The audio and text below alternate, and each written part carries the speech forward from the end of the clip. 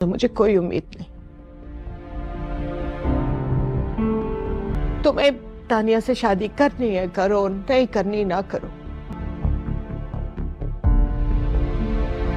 जुनैद की out of country बहुत अच्छी जॉब हो जाती है और वो जाने से पहले जब दुरे नायाब से मिलने आता है तो दुरे नायाब को हैदर के साथ खुश देखकर बहुत खुश होता है, लेकिन साथ ही इस बात पे परेशान भी होता है कि हैदर के यूं अचानक गायब हो जाने पे घर वालों का पता नहीं क्या हाल होगा।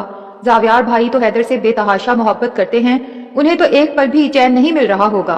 इसीलिए दुरे नायाब से भी कह देता है कि हम इलीगल तरीके से हैदर को ले तो आए हैं, लेकिन मुझे घर वालों के लिए अच्छा महसूस नहीं हो रहा, लेकिन हम भी मजबूर थे। अगर हैदर को बर वक्त वहाँ से ना लाते तो अब तक जावियार भाई तानिया से निकाह करके हैदर को लेके आउट ऑफ कंट्री चले जाते और उसके बाद हमारा केस यूं ही सालों लटका रहता, हम हैदर की कस्टडी हासिल नहीं कर सकते थे। दुरे नायाब भी जुनैद की बात सुनके खासी परेशान हो जाती है। बहरहाल जुनैद दुरे नायाब को तसल्ली देता है कि हम बहुत जल्द जावियार भाई और घर वालों को किसी बेहतर तरीके से बता देंगे कि हैदर हमारे पास है, ताकि वो लोग ज्यादा परेशान ना हो। और फिर दुरे नायाब को ये तसल्ली भी देता है कि आपने अब हैदर के खर्चे की तरफ से बिल्कुल भी परेशान नहीं होना, क्योंकि मेरी जॉब बहुत अच्छी है और मैं अपने हैदर का खर्चा बआसानी उठा सकता हूँ।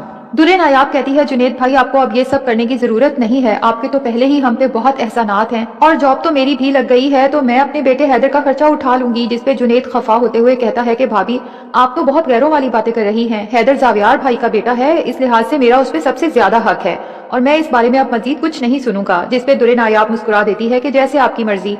इसके बाद जुनैद कहता है कि मैं वहां जाके सबको बहुत मिस करूंगा, भाभी आपको, हैदर को, इवन जावियार भाई, बाबा, मामा को भी। और फिर अचानक दुरे नायाब की दोस्त माहम की तरफ देखते हुए कहता है कि माहम आपको भी। माहम तो जुनैद की इस अचानक बात पे बुखला जाती है, उसे समझ ही नहीं आती कि क्या रिएक्शन दे सवाए शर्माने के।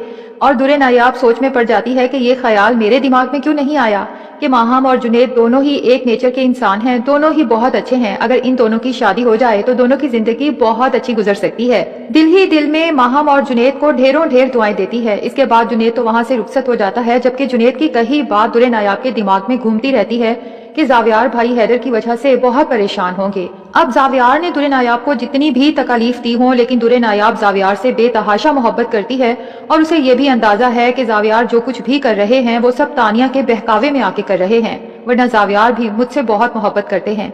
इसीलिए जमीला मासी को कॉल करती है और पूछती है कि घर में सब खैरियत है, जिसपे जमीला बताती है कि खैरियत कहाँ, हैदर के यूं अचानक गायब हो जाने पे सभी लोग बहुत तकलीफ में हैं। दुरे नायाब हैरान होकर पूछती है कि जावियार और तानिया का निकाह था, क्या वो नहीं हुआ? जिसपे जमीला कहती है कि जावियार भाई ने तो तानिया से निकाह करने से साफ इनकार कर दिया और फिर बताती है कि निगार बीबी को तो तानिया पे बहुत गुस्सा है, उन्हें तो यही लगता है कि तानिया ने जानबूझ के हैदर को गायब करवाया है, जो कि सच भी है।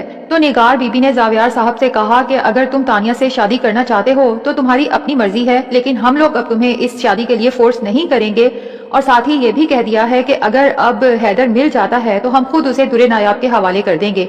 और आपको पता है निगार बीबी को अब शिद्दत से एहसास होने लगा है कि आपके साथ उन्होंने बहुत नाइंसाफी की है और आपसे बढ़ के हैदर का कोई ख्याल नहीं रख सकता। तानिया से तो अब उन्हें कोई उम्मीद ही नहीं है।